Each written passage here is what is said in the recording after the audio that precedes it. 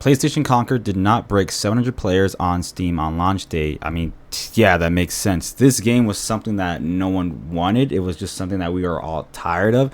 It's just something that we just don't care about anymore because there's just so many of it, and we just know it's probably going to fail, and it's probably just going to be so generic.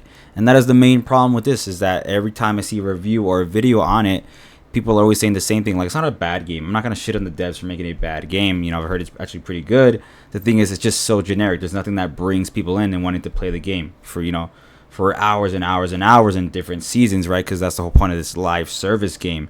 When this got announced, everyone was kind of interested because it was like a Guardian, you know, bootleg Guardians of the Galaxy.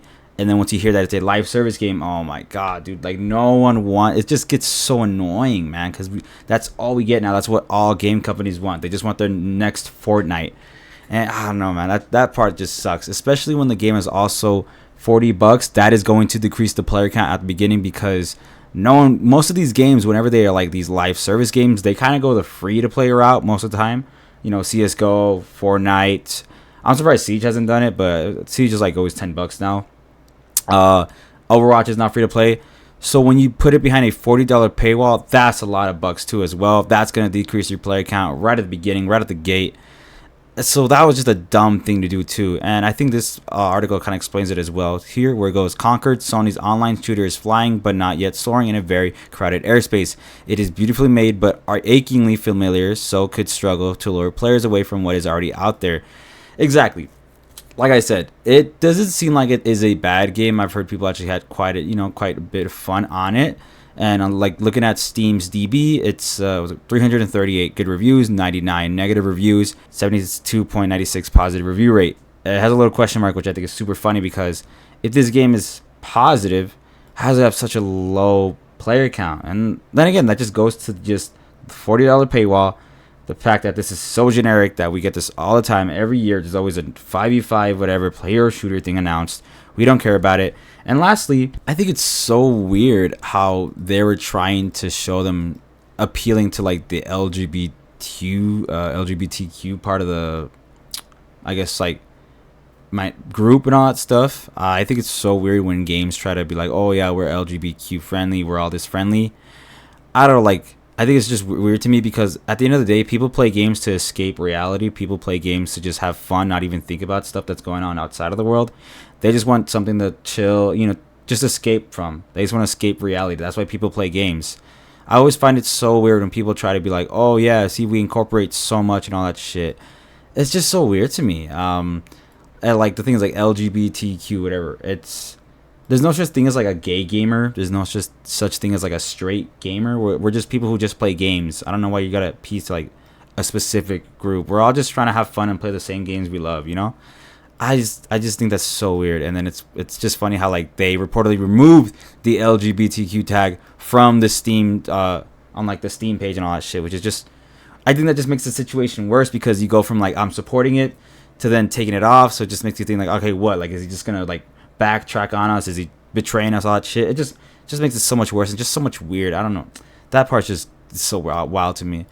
And then the last thing is, I think it's funny when game devs start bashing the players for not picking up the game when they know it's a bad decision, when we all knew that we weren't going to play this from the start, and they just start bashing on them. An example of that is this, where it's a dev. He says, "It's Concord release day, so insanely proud of the team and what they and we have accomplished. A labor of love like nothing else. Been playing it so much since early access started a few days ago, and I'm so excited for it to be available to everyone." Okay, that's good. That makes sense. If you worked hard on the games, you know, like these devs, they've worked hard on the games. They worked on it for 8 years. I would be proud too, but to know it's going to fail, that kind of sucks. And I am so honored to have had this been my first AAA game. Was a huge learning experience. Lots of struggles, but I'm glad to have gone through with them. Time to go play. That's cool. And then one random dude responds. He just says, "I'm so sorry this had to be your first. I do not believe this is you or any of the other devs' fault that this game has performed so poorly. I can tell that a lot of effort was put into completing this game. It just came at the wrong time and genre." Yeah, that makes sense. 100%. I agree. Like the devs, they probably worked so hard on it. It looks good. Like from what I seen, that game looks good. I mean, the characters are ugly as fuck. They should have made them sexy, especially with like how the game looked. But that's just my forte. And And he responds with, "Hey, I don't really care. It was a huge labor from a lot of insanely talented people making an awesome game. Why would I care about a bunch of talentless freaks hating on it? I'm sure having fun playing it, and I wouldn't trade it for anything." I feel like that's kind of cap. I mean, I would trade it for like some Pokemon booster box. I would trade it for maybe playing Doom Dark Ages early. I'll probably trade it for playing Mafia, the new one coming out early too. But hey, I mean, he does his own thing. I don't know why you have to call him a bunch of talentless freaks. I mean, yeah, there's people hating on the game, which is whatever. I wouldn't, be too mad about that. But talentless, you're calling them talentless freaks? You're calling me talentless freaks? I'm just kidding. That's just weird to me. I don't know why you would say something like that. And to be fair, I think you need some of those talentless freaks to play the game when you have a 697 all-time peak player count, dude. I don't know. That shit's just so wild to me. It's just so weird. This game was doomed to fail. We'll see if they bring it back up, but I highly doubt it.